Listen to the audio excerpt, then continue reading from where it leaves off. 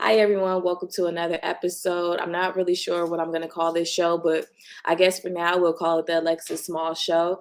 Today we will be talking about the bullying that goes on in the workforce between Black women. I've had my own experience, and today we're going to hear my experience as well as my good friend and sister, Miss Tremaine Miller Harris, whose last name is actually changing pretty soon. So I want to welcome her on to the show. Hey, Tremaine. Hey, Lexi. So how's it going? I know you have a lot of stuff going on. You've been in school for a good while, and we're just going to be talking about, bullying that goes on in the workforce between Black women. But before we get into that, tell us how you've been. I've been good, since the quarantine and trying to get back to, to normal life is kind of different. But still in school, right? Fourth year, about to be on a 4 year internship. So I'm excited about that, about to move, about to get married, right? So it's a lot of big adjustments coming up, but I'm doing very well. I can't complain. Thanks for asking. That's great. I know, since the pandemic, a lot of shifts have been going on with people's mental illness and families. There's just so much going on in the world right now. So I just want to check in to see how is Tremaine doing, Appreciate that. No How problem. my sister's doing? How are you doing? I am hanging in there, taking Yeah. it one ghetto day at a time. Yeah. That's It's how we gotta do it. Keep pushing. Keep pushing. been so much going on, and I'm Mhm. trying to stay positive, still adjusting. I'm not really sure how long you can say that you're a new mom. Yeah. You got it. You're still a new mom. You good. Yeah, I'm still a new mom. My baby is Mhm. born, and I'm still adjusting. And Mhm. I shared in a previous interview of, feeling like I have to get back to old Alexis, but no, I don't have to get back to old Alexis. I'm adjusting to Alexis plus one, plus Yeah. my one girl, so figuring that out and trying to create balance around that. Mhm. That's what I'm not really struggling with. A lot of people are telling me you're doing a good job. My baby just started sleeping overnight. Okay. She used to be waking up all the time, but Good job. I'm so proud of that. It's the Yeah. small things. I'm trying to tell you, Alexis Smalls. Good one, good one, good one. Good. So, Tremaine and I went to undergrad together, and we've been experiencing life together Yeah. ever since. Like, that's been my girl ever since freshman year at Bennett College in Greensboro, North Carolina.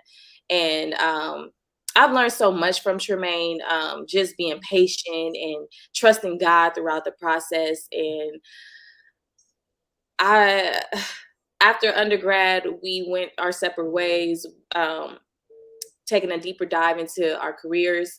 And Tremaine always wanted to be a lawyer. I Did you did. really want to A be a lawyer? lawyer, girl. A That is lawyer. crazy. Tremaine wants to be a lawyer, y'all. You can be a lawyer out So, here. and Tremaine is the type of person, if she says she gonna do something, she gonna do it. I'm gonna do it. Well, Tremaine got this internship, and she was battling a lawyer. Yes. So tell us about your situation, the pros and the cons, what you did learn, and you know. Yeah. I like how you just both look at each other because we understand. We understand what's going on here. Mhm. But yeah, simply like you said, I had did undergrad at Bennett College, woo woo, right? And I just had this aspiration to be a lawyer. I saw like the need for people of color, particularly women, to advocate for individuals of color who are being incarcerated. And I was like, you know what? I have the voice. I'm very adamant about what I believe in, what I want. Let me stand for that, right? So I went, got a BA in psychology because I've always wanted to understand the mind, right? I thought it was important. I'm like, in order to understand why people do things, you have to understand the mind. So I'm like, you know what? I reach out to some people, one of my mentors, and she connects me with a lawyer. Um, where I was going to, which is in North Carolina. I won't say the part out of respect, but back to North Carolina, and I go to work with this lawyer, black woman, been a lawyer for about 10 plus years. I'm like really excited, like we're gonna make this work. Start working with her, great experience, right? And then so the pros, like let's start there. So pros were black woman, been a lawyer for ample amount of years, very smart and intelligent. So I'm learning how to um, really learning about like the legal aspects of things, how to deal with individuals, not necessarily how to deal with people. I feel like that was my pro. I'll pull that back. Understanding how to deal with people, knowing how to talk to individuals in particular, right, and respect individuals, and also like her being able to like she had her own practice, so like learning what it was like to run a business because even though she's a lawyer, it's still a business, right? So I was like, oh, this is going to be great. Cons. It was a black woman, right? One that was very stuck in her ways, wasn't really willing to hear other people's opinions or in ways that she can grow. She felt like she just knew everything. Very, very like rude. Like, a lot of times I would, instead of being Tremaine, I was girl, come here, girl, do this, do that, and that really kind of that bothered me the most. But I think the hard part about the situation, because like you said, I walk with God all the time, right? And this is one of them situations where I had to walk with God like never before, because as you also said, I speak up. I don't, if I want something, I'm going to go after it. But this was a time I couldn't speak up, Lex. It was like one of them situations where I knew God had put like something over my mouth, like I had to shut up. Only people I could talk to was you. God knows I talked to you, right? Some of our other business sisters and my mom, and everybody was just like, nobody necessarily told me to quit, which I thought was very interesting, right? Like that's how I kind of knew God was in it, because you always kind of have, the devil kind of comes in and you got people like, girl, just quit, but nobody never told me to do that. Everybody was just like, man, you got it, or man, Tremaine, I don't know how you're doing that, but hang in there, sis, whatever. And it was just one of them situations where it was like, okay, God, I got to get out of this. But I still stayed in it. And so yeah, to answer your first question, those are the pros and cons of that situation. Don't leave um, out the chili dogs, oh my God, yes, and the steaks. oh my God. And so, so the experience went from, and I think that was another bummer too, went from me supposed to be the legal assistant to me being a personal assistant, right? So now like we're breaking boundaries, right? And at this time, like I didn't really understand what was going on, right? Like I understood, like I knew it was wrong, but it was like, I didn't really think about boundaries. I didn't think about ethical situations. I didn't think about, like, I thought about respect. That's really what all I thought about. But now that I look back and now that I'm about to be a psychologist, I'm like, this person had mental health issues, right? She was very miserable, didn't really have anybody to really support her or also to correct her. Like everybody was afraid of her. Like nobody stood up to her. And so it was like this thing of like, who's gonna fight for me? Because she fighting against me, she fighting against everybody else. It was this fear of not wanting disrespect, because I came from a background where it was like, you never disrespect your elders. I don't care what they do to you. They can essentially smack you. You just don't disrespect your elders. Even though I'm sure my mom, Weezy may be like, girls might smack you, smack them back. But at the same time, like, I still was raised not to disrespect my elders. So I thought like that. I was like, she's an elder. I want to be respectful. Had me going getting girl chili dog, like you said, chili dog every day. I want you to give me a hot dog with chili onions and mustard. And I was like, saw the detriment of herself. Like she really just didn't take care of herself. Like it was just like all like mental health, honestly. Like now that I see it, she really struggled with mental health, but I didn't understand the thing. We was breaking boundaries. She wanted me to go to her house to do this. And I'm just thinking, okay, it's a paycheck. I only got to deal with it for 6 hours a day because I had my other job as well, right? I didn't have to worry about it. So I just did what I had to do, not realizing that God was painting the picture for me all along, right? Like, what are some things I learned? I learned how to be patient. I learned how to really trust God, right? Because a lot of times when you pray for things, He's gonna get you there, but it's not gonna be where you're expecting to be, right?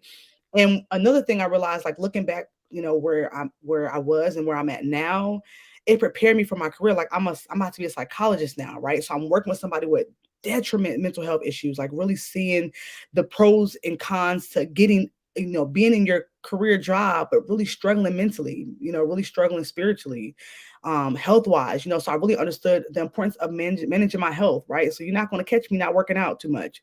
You're going to catch me maybe eating a little unhealthy, but it's for a couple of days that I'm back on track, right? Like, I know how to deal with people, right? I know how to run a business. I know how to, if I have issues with individuals, I know how to deal with conflict resolution now, right? Like, yeah, you got to be quiet sometimes, but there's a way to approach things. If you feel like somebody's disrespecting you, or, hey, feel like there might be something between us going on, you want to talk about it, because I realize you can't work comfortably with anybody in a business and not have those difficult conversations with people, but still in a respectful way. Right. I learned that, and I feel like it definitely prepared me for the path that I'm in today. So when I look back, I'm grateful, but the experience was horrible.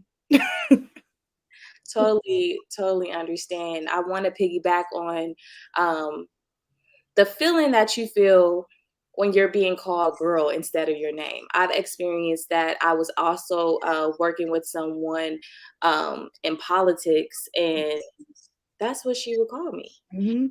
And let me take one up on you. She'll call me little girl, Mm. little girl. And at the time I was probably 27, and I would have appreciated being called by my name, Mm. Alexis. Um, Mhm. I remember one time she threw papers at my coworker because she didn't my coworker didn't print the paper on glossy paper. Mm. And she was like, "I only read stuff that's on glossy paper." And I'm like, What? We was in some Devil Wears Prada type stuff. The "Yeah." Devil that's really what I think. She asked me to do something, and I repeated it to her to make sure that I did it right, because she was very particular. And I wanted to say it out loud to make sure, so she wouldn't be upset. Right. She asked me, "Do you understand English?" Mm. I was so insulted, and I remember going home crying every single day. Oh my God, Lex, I understand that. Every single I day. understand that. And another thing we have in common, I think only one person, Raven, was telling me to quit, but everybody else, Mm. Yep. it wasn't telling me to Like you quit. said, quit. And I wonder, so I was talking to one of my good friends, Leek, shout out to her, right? Mhm, About this. Like, she asked, like, why do you think black women are, and I will answer your question of like how I felt, mhm, along the line. But why do we feel like older black women are like this, right? So I answered in a couple of different ways, and she brought out one. So my ways were, of course, like there's this like that crab in the pot type mentality, right? Like we as black individuals, not just women, but we as black individuals come from a background of not having, right? And so when we get to the point now that we're outside of that, of having, it's like nobody else can have it. White, black, Puerto Rican, no matter who you are. I've got to level I want, so I'm not gonna let nobody take that from me. It's that mindset, right? It's the mindset now that you're younger, I'm older, you don't know what you're talking about. So the little girl comes in, right? Or the girl. So it's like, yeah, you feel disrespected because it's like, I got 4 years of college. I might not be, you know, out here top notch like you, but I'm trying to get there, right? And it's up to you to help me get there.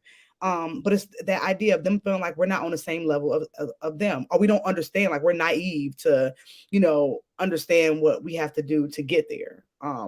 But my good friend said, she said, it also could be this idea of black women knowing the difficult, like knowing how difficult it is to rise in this American society, and so they're hard on us because they know how hard it is, right? And although I agree with that aspect, I think that it depends on the individual and the setting. I feel like in our situations we didn't have that, right? It sounds like we had individuals that were very miserable, that really were struggling with their own identities and mental health, and you know whatever they had going on, and it was projected onto us. And mhm, so because they saw the potential that they either once had or always wanted to have, they were intimidated. And mhm, so it's like, no, girl, and back then I didn't think like this, right? Like now I'm at a place where I'm like, this had nothing to do. Like back then I used to cry, I used to cry, I used to feel really bad. I used to feel very disrespected. I used to feel sometimes very small. Like, am mhm. I even, I would often question myself, like, am I even meant to be a lawyer? Like, am Yeah. I even meant to do this? Like, can I do this? I got to be like that. I'm not even like that. I don't even want to be like that, But I had to realize it had nothing to do with me, right? It was all about me understanding what it's like to be like that so that I can be better, right? But also, right, because this is how God works. God always puts you in a situation where your light shines so bright that it's not about you, because later on they get to learn who God is. So after I left, right, to like fast forward a little bit, this woman has always reached out to me. Very crazy how it goes. We maybe like once every year or so or whatever, just to check on me.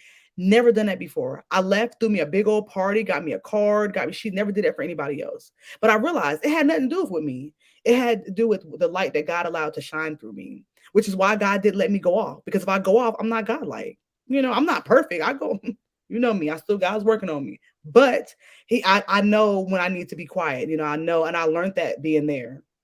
And so yeah, I felt very small, but I do believe that those are reasons why older black women, you know, act like that. But what they don't realize is that you're really breaking people down. Because let's say, Lex, we both came from strong mothers, right?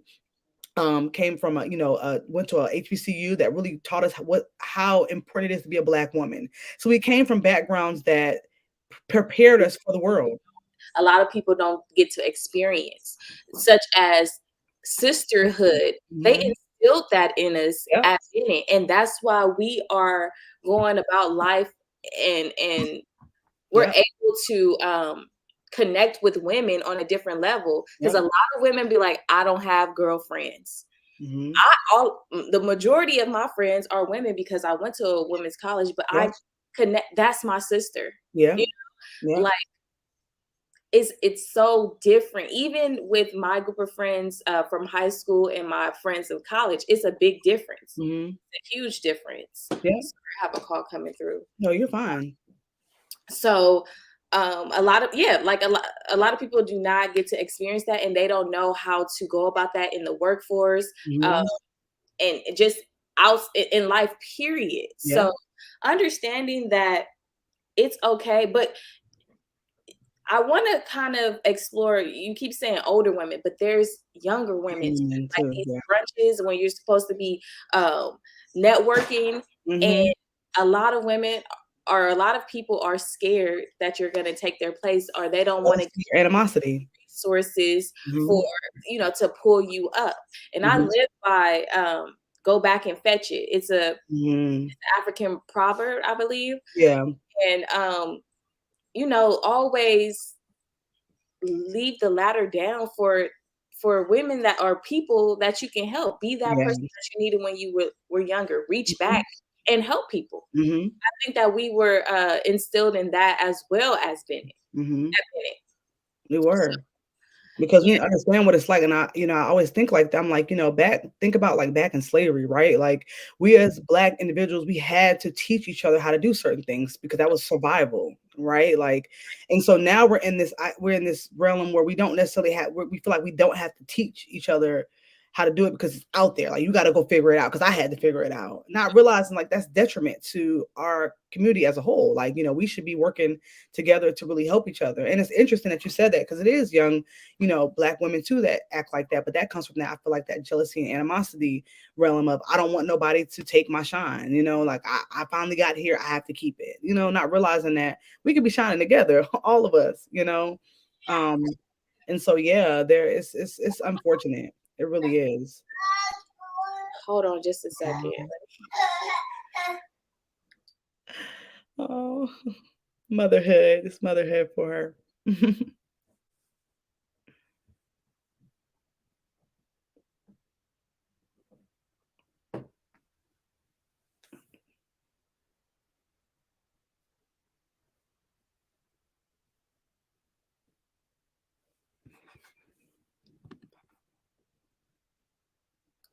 Okay, I'm back.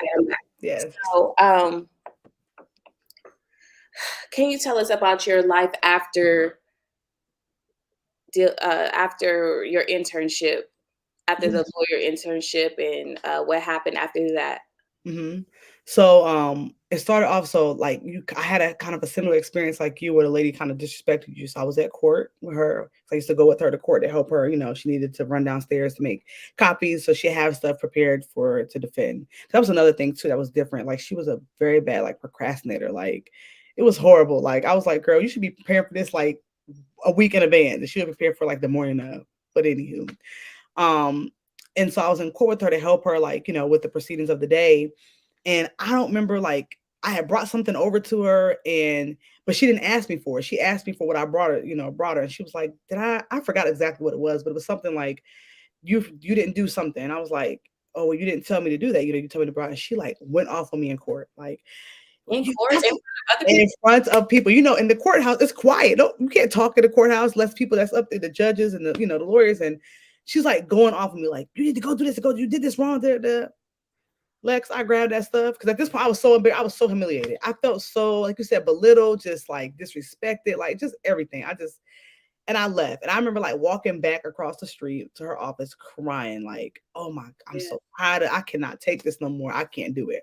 So I remember, and I say this because I want people to understand that when you're going through these battles, right?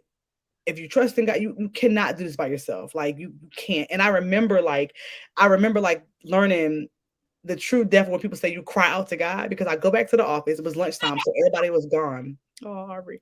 I go back to the office, everybody's gone, and I go and I lock the door, right? Mhm. I go to my desk.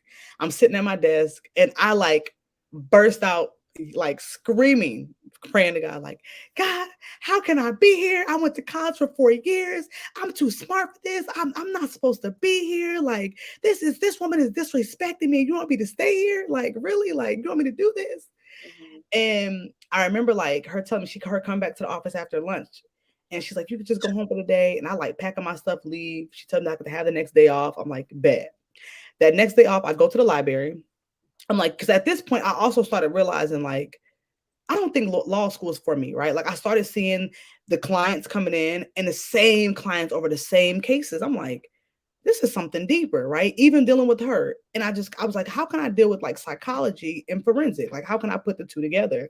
And it popped up forensic psychology. I was like, oh, applied to school. I found this program out here in DC. Shout out to my school, even though they have their ups and downs too, but whatever. And I applied to the school in Lex. I kid you not. I applied to the school. I heard back from the counselor the next day who had told me they were willing to accept me. If I just needed like 3 letters of recommendation, got those, got accepted with the presidential scholarship for the first year. So I didn't have to pay for nothing. I was like, what? Like, so I knew that was God. I was like, my mom, I remember like telling my mom, she was like, girl, I was literally moving out like the next month, like coming, or it was like, I think it was like June. I moved in August. So yeah, the next month, really. Okay. So moved up here in Northern Virginia, been up here ever since. Started school. I've now got a master's in forensic psychology. And so yeah, working with this lawyer, she really taught me like the pros and cons, like the legal aspect. So I already knew that. I just had to learn more of the psychology aspect. So and ever since I kind of was obedient, just things just started flowing. Got my master's in forensic psychology. I realized I didn't want to stop there. I wanted to do testing and expand my horizons so I wouldn't have to just do forensic. So I was like, what do I have to do? Did some research, came upon PsyD, which is the doctorate for psychology, um, and applied there and got it, right? Got it. I was like, Lord, I thank you. And so now I'm in my 4th year in psychology. And as I kept going along, right? Because I feel like, life teaches you that you're going to always learn about yourself, right? You're always going to, I've always wanted to do military before law school, like, but I never really had mentioned it because my mom was in the army, for 26 years. So that's all I ever knew. But I ended up like going to this doctoral program, realizing that I'm about to get out of school, all these loans, who gonna pay for that? Like, I kept telling myself, sis, people that are still paying for their loans, and they're like, I've been out of school for 12 plus years. That's not gonna work.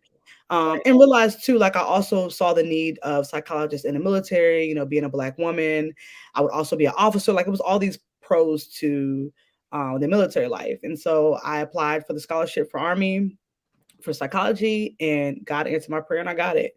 And so now I'm a second lieutenant in the Army. However, I would be commissioned in active duty in the next 2 months. I'll be a captain Wow. in the Army, going on my full year of internship again, right?